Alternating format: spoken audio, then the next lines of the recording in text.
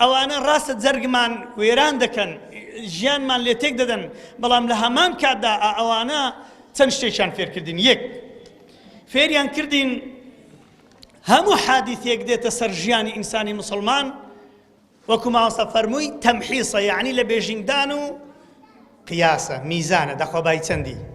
ئەها تەماشای حتى نعلم المجاهدين منكم والصابرين خو خوازە لە جەلاو دەزانی چێ مجاهدە دەزانی چێ صابرە بەس لۆی ئێوە بزانن لۆی ڕۆژی قیامەتن یا ربی والله مجاهد بوو بەخوا ئەوە صابر بوو لۆ ئەوەت نەبردە باشتێ ئەحمەد بن حەنبەل رحمه الله سەر مەذهبە دەیناسن ئیمامی ئەحمەد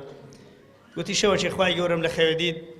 رب العالمین پێی گوتم ئەحمەد چت کردێ لە بۆ من الله ئەکبەر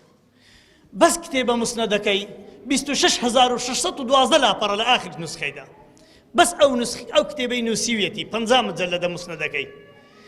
هەموو ژیانیشی خزمەتی ئەو دینی بوو هەتا ئەو ڕۆژەی وەفاتی کرد لە سزنێ ڕزاوە هەندی لێ بدەن ڕوود بۆ لەگەر قامچی لێدانێ بەدەستی شێش خەڵکانێک کە خۆیان پێ مسلمان بوو ئەزا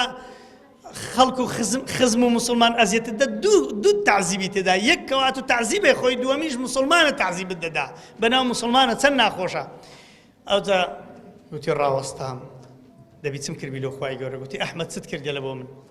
طبعا هەرچی بکەی لۆ خۆتە ومن جاهد فإنما يجاهد لنفسه أو جهادش دەکە لۆ خۆی دەکا ئەو کاک حاجی سبەینێ بچی قەناسەچی دەستداتێ گولەچی لێ دەنوو بمری لۆ خۆی کردیە خۆ خدای گەورە هەموومان وەکو پێغەمبەران بچ لە موچی خدای زیاد ناکە کورە لۆ خۆت قازانستا هەمووشی شەیطانی لێبێن والعیاذ بالله چ لە موچی خوای کەم دەکە پەنا بەخوای فەرمی فکرم کردەوە دەبی چم کردی لۆ خوای گەورە گوتم یا ڕەبی هیچم لۆ تۆ نەکردی الله ئەکبەر ئەحمەد بن حەنبەل فەرمووت والله هیچم بەبیر نایە لۆ تۆم کردی خوددا باس هەوڵم دا شیرکت لۆ پەیدا نەکەم یەک شتم کردی بەس محاولەم کردە شەریکت لۆ پەیدا نەکەم فەرمی ئەدی لۆ ئەو ڕۆژەی گوتت بەو خواردنەی نەخۆش بووم نەخۆش بووی گوتت بەو خواردنەی نەخۆش بوویمە لۆ نەدگۆ خوای گەورە نەخۆشی کردم گوت خوددا تۆ بە ئەستەغفر الله بەڕێزانم ئەوانەی فێرە عیبادەتی جوانە بن زۆر ناسکە بن لای خوای گەورە هەموو حرەکاتێکتان لەسەر حیسابە ئیسلامیەکان مامۆستایان ئەهلی دین ئەهلی سەحوە ئەو خەڵکە چاوی لە ئێمەیە یەک پێ بە خواری دابنین ئەمە زۆرەکەوی لە لای خوای گەورە چونکە خوای گەورە ئێمە هەڵبژاردێ لەناو ئەو جەمعە بین ئێمە هەڵبژاردێن لەو مزگەوتە بین 12-13 هەزار کەس لێرە بە ئیش وا دەسوڕێتەوە ئێستا لە کوێن چۆن دەبێ بانگەواز بکرێن لە بۆ غەزە یەک کەس لێرە دابنیشی بەس دابنیشی ئاوێکشی بدەینێ خزمەتشی بکەین لەسەر کورسیشی دابنین